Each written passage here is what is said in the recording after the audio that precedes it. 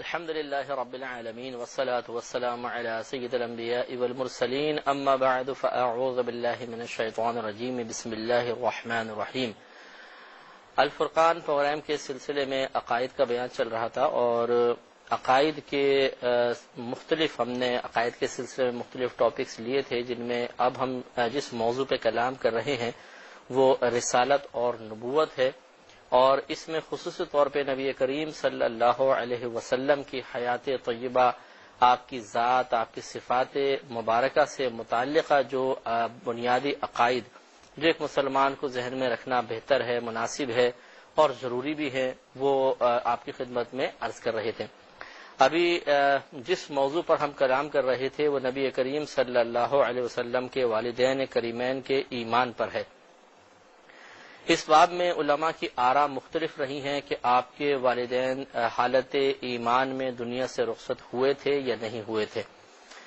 اور دونوں جانب دلائل موجود ہیں، دونوں جانب سے ہی احادیث کریمہ اور عقلی و نقلی دلائل پیش کیے جاتے ہیں. لیکن صحیح مسئلہ یہی ہے کہ رحمت کونین صلی اللہ علیہ وسلم کے والدین کریمین حالت ایمان میں ہی اور عقیدہ توحید پر قائم رہتے ہوئے ہی دنیا سے رخصت ہوئے ہیں، اور اسی پر ہم آپ کی خدمت میں دلائل عرض کر رہے ہیں. بلکہ ابھی تک جتنی باتیں بیان ہو گئی، اس سے جو ہمارے ریگولر سننے والے ہیں وہ بخوبی جان چکے ہوں گے کہ صرف والدین کریمین ہی نہیں بلکہ حضرت آدم علیہ الصلاۃ والسلام سے لے کر نبی کریم صلی اللہ علیہ وسلم کے والدین تک جتنے رحمت کونین صلی اللہ علیہ وسلم کے آباء و اجداد گزرے، مرد عورتیں، وہ سب کے سب مسلمان رہے، اپنے زمانے میں سب سے بہتر رہے، اور اس پہ ہم نے آپ کی خدمت میں دلائل عرض کیے ہیں. 6 دلیلیں تقریباً ہم نے عرض کی تھیں، آج 7ویں دلیل اور ملاحظہ فرمائیں. اور یہ دلیل دیکھیں، یہ علماء ہی نے ہی اپنے رسائل میں، اپنی کتابوں میں دلائل ذکر کیے ہیں، جو میں آپ کی خدمت میں تھوڑا سا عام فہم انداز میں عرض کرنے کی کوشش کر رہا ہوں. تو بعض دلائل تو صراحتاً اس پر دال ہیں یا دلالت کر رہے ہیں، رہنمائی کر رہے ہیں،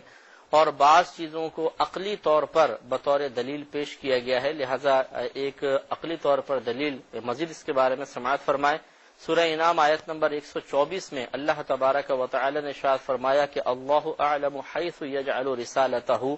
اللہ تبارک و تعالی خوب جانتا ہے کہ وہ اپنی پیغمبری کو کہاں رکھتا ہے. اپنی پیغمبری کو کہاں رکھنے سے مراد اللہ تعالیٰ اس خاندان کو، اس برادری کو، اس قبیلے کو، ان شخصیات کو جس کے درمیان اللہ تعالیٰ نے کسی پیغمبر کو پیدا کرنا ہوتا ہے، اللہ تعالیٰ خوب جانتا ہے کہ وہ کہاں اپنی پیغمبری، اپنی رسالت کو، اپنے رسولوں کو رکھے. اس کی تفسیر یہ بیان کی گئی ہے کہ اللہ تبارک و تعالیٰ نے ہمیشہ رسولوں کے لیے اعلیٰ خاندان کا انتخاب فرمایا، یعنی ہر رسول اعلی خاندان میں پیدا ہوتا رہا، کوئی کمتر، حقیر اور ذلیل خاندان میں پیدا نہیں ہوا. اس سے معلوم ہوا کہ نبی کریم صلی اللہ علیہ وسلم سمیت تمام انبیاء علیہم السلام اعلی خاندان سے ہی تعلق رکھتے تھے، اور کفر میں اور اعلی ہونے میں کوئی مناسبت نہیں ہے، بلکہ کفر تو ادنا ترین چیز ہے. لہذا معلوم ہوا کہ نبی کریم صلی اللہ علیہ وسلم کا نور مبارکہ ہمیشہ اعلی خاندانوں میں منتقل ہوتا ہوا اس والدین کریمین تک پہنچا، اور پھر آپ دنیا میں آپ کا ظہور ہوا. تو لہذا یہ عقیدہ ایک اور دلیل سے یہ عقیدہ ثابت ہوتا ہے، یا ہمیں اس کو ایک بطور دلیل اس عقیدے پہ ہم پیش کر سکتے ہیں کہ ہمیشہ اللہ تبارک و تعالیٰ نے اپنے حبیب کریم صلی اللہ علیہ وسلم کو اعلی خاندان میں پیدا فرمایا. یہ تاریخ دمشق الکبیر جلد نمبر 3 صفحہ نمبر 30 پر ایک حدیث پاک ہے. سیدنا عبداللہ ابن عباس رضی اللہ تعالی عنہما اس کے راوی ہیں، اور یہ اس بات پر دلیل ہے کہ اللہ تبارک و تعالی نے اپنے حبیب کریم صلی اللہ علیہ وسلم سے جس چیز کا تعلق قائم کیا وہ چیز نہ دنیا میں رسوا ہوئی اور نہ آخرت میں رسوا ہوگی، بلکہ اس کا مقام بہت ہی اعلیٰ ہے. لہذا والدین کا تعلق اولاد سے سب سے زیادہ قریبی ہوتا ہے. بھائی بعد میں،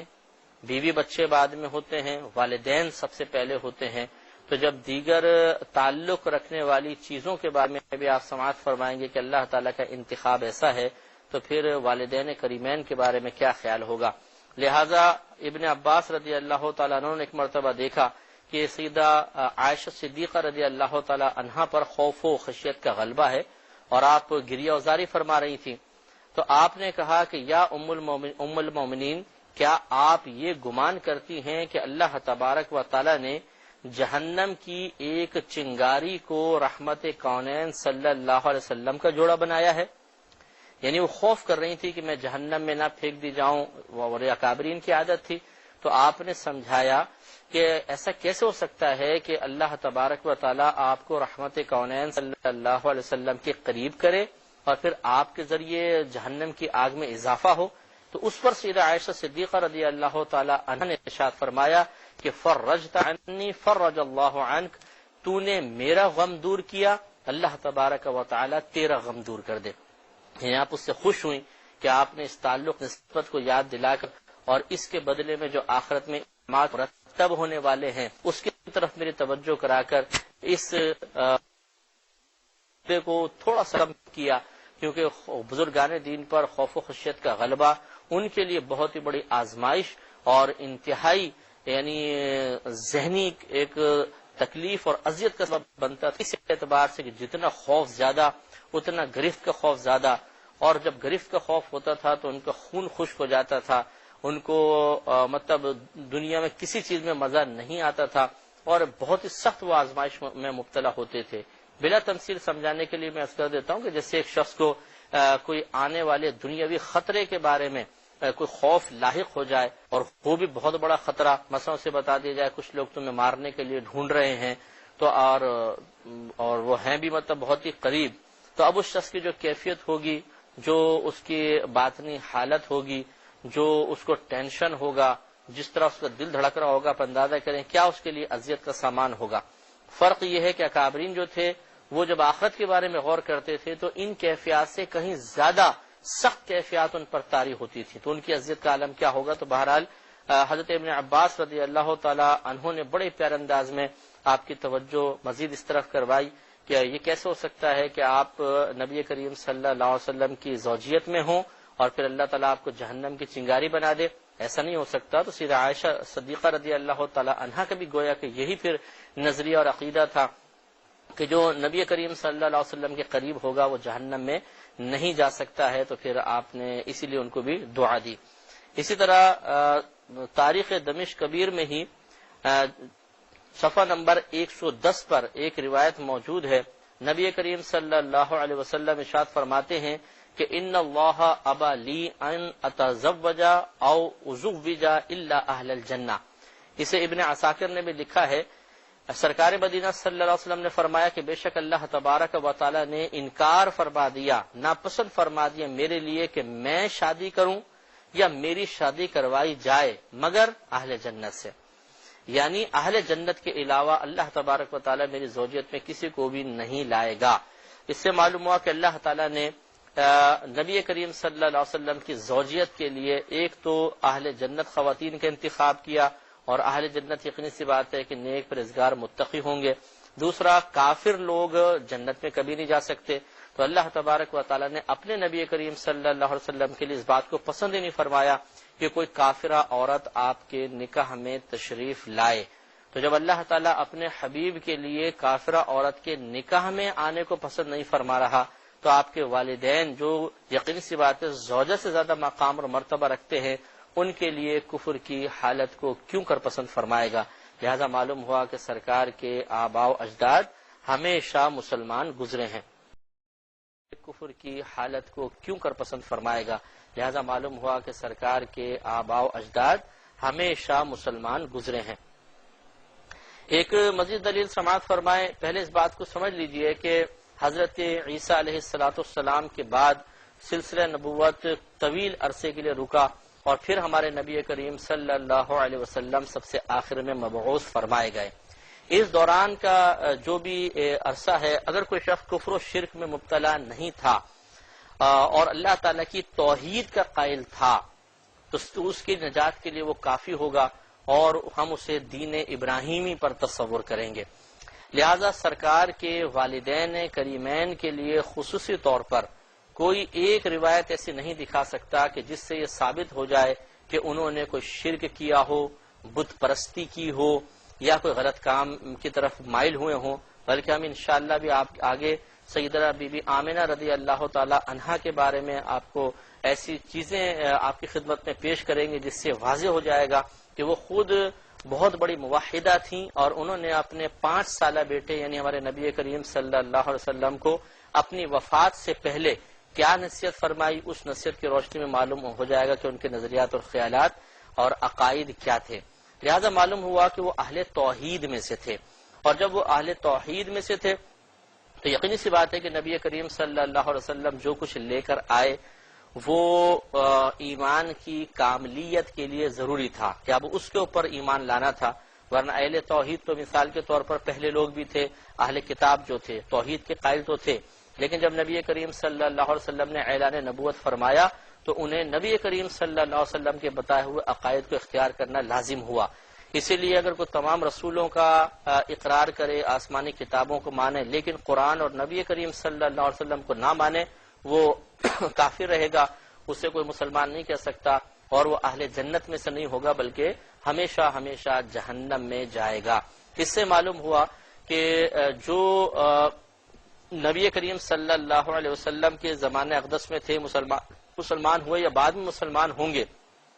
اور ان عقائد کو اختیار کریں گے جو رحمت کونین صلی اللہ علیہ وسلم نے بیان فرمایا، قرآن بیان کر رہا ہے، وہ گویا کہ ان تمام عقائد کو اختیار کرنے والے ہیں کہ جو اللہ تبارک و تعالی اپنے بندوں کے لیے پسند فرما رہا ہے اور جنت میں دخول کے لیے لازم قرار دے رہا ہے۔ چنانچہ جو زمانہ جاہلیت میں لوگ فوت ہو گئے لیکن وہ تھے موحد، وہ دین پر قائم رہے، اتنا کہ کم از کم اللہ تعالیٰ کی وحدانیت کا اقرار کیا، لازم سی بات ہے کہ وہ تمام عقائد کو تو نہیں جانتے تھے، تو ان کا ایمان ان کے ایمان کے مقابلے میں کمزور رہا،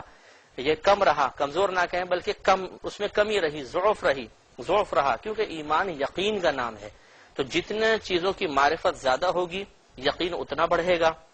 اور جتنی معرفت کم ہوگی یقین اتنا ہی کم ہوگا۔ اسی لیے آپ نے لفظ سنے ہوں گے، یہ کامل الایمان ہے، یہ ناقص الایمان ہے، یہ قوی ایمان والا ہے، یہ ضعیف ایمان والا ہے۔ تو جتنا جتنا یقین میں زیادتی ہوتی ہے ایمان میں قوت پیدا ہوتی ہے، اور جتنا یقین میں کمی ہوتی ہے، نبی کریم صلی اللہ علیہ وسلم کی لائی ہوئی باتوں پر یقین میں کمی ہوتی ہے، اتنا ہی ایمان کمزور کہلاتا ہے۔ پھر اس کو تعبیر کرتے ہیں کہ مثلا اس کا ایمان تو پہاڑوں کے برابر ہے، اس کا ایمان مثلا چٹان کے برابر ہے، اس کا ایمان رائی کے دانے کے برابر ہے، اس کا ایمان گیہوں یا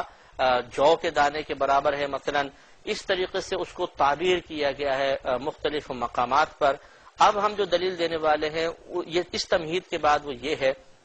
کہ مسلم کی بھی روایت آپ کی خدمت میں عرض کریں گے کہ رحمت کونین صلی اللہ علیہ وسلم بروز قیامت اللہ تبارک و تعالی کی بارگاہ میں سجدہ ہوں، اللہ تبارک و تعالی آپ کی سفارش پر بہت سارے لوگوں کو جہنم سے باہر نکالے گا، اور وہ لوگ ہوں گے کہ جن کا ایمان انتہائی کمزور ہوگا۔ تو بالفرض اچھا یہ بھی ضروری ہے کہ جو جہنم سے باہر نکلے گا کم از کم مسلمان ضرور ہو، ورنہ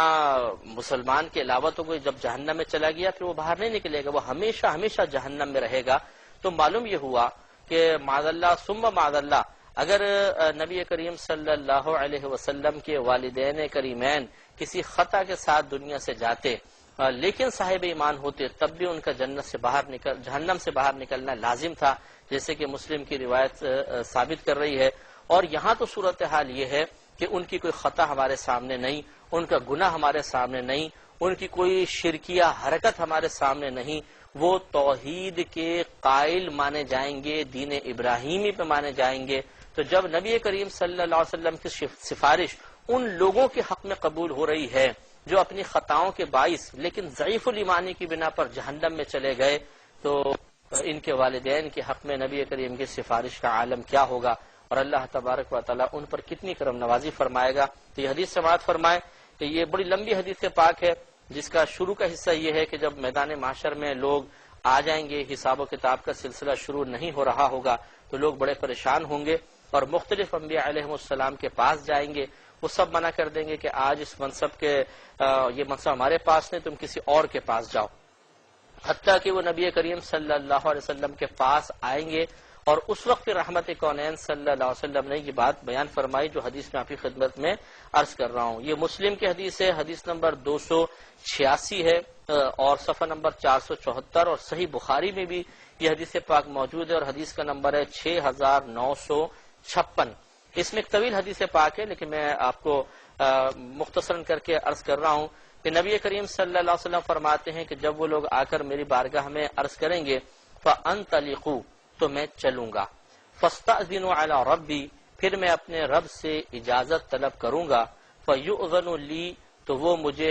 مجھے اجازت دی جائے گی میرے لیے، فَأَقُومُ بَيْنَ يَدَيْهِ، تو میں جیسا اللہ کی شان کے لائق ہے میں اس کے سامنے کھڑا ہو جاؤں گا، ورنہ اللہ کے لیے سمت کا تعین نہیں ہے آگے پیچھے دائیں بائیں اوپر نیچے، یہ جسم کے لیے ہوتا ہے کہ جسم کی کچھ جہتیں ہوتی ہیں، اللہ تبارک و تعالی جسمانیت سے پاک، تو اس کے لیے کوئی سمت کا تصور نہیں ہو سکتا۔ اس لیے میں نے کہا جیسا اللہ کی شان کے لائق کہ وہ اپنے حبیب کو اپنے سامنے کھڑا کرے گا، اور اس کھڑا کرنے کا صحیح تصور ہم یہاں ذہن میں قائم نہیں کر سکتے ہیں کیونکہ اللہ تبارک و تعالیٰ کے بارے میں کوئی تصور قائم نہیں ہو سکتا، کیسے ہوگا یہ وہی پتہ چلے گا۔ تو سرکار فرماتے ہیں کہ فَأَحْمَدُهُ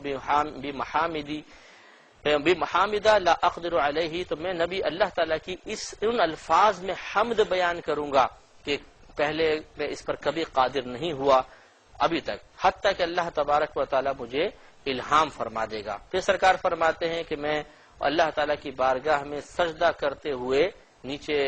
سجدہ ریز ہو جاؤں گا، تو مجھے اللہ تعالیٰ فرمائے گا یا محمد، اے محمد صلی اللہ علیہ وسلم، ارفع راسک، آپ اپنا سر اٹھائیے، وقل، اور فرمائیے،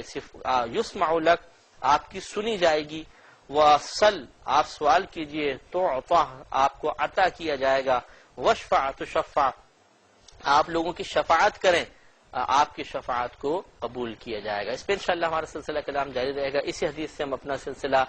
سلسلہ کلام کو نیکسٹ پروگرام میں جاری رکھیں گے۔ وآخر دعوانا ان الحمد للہ رب العالمین۔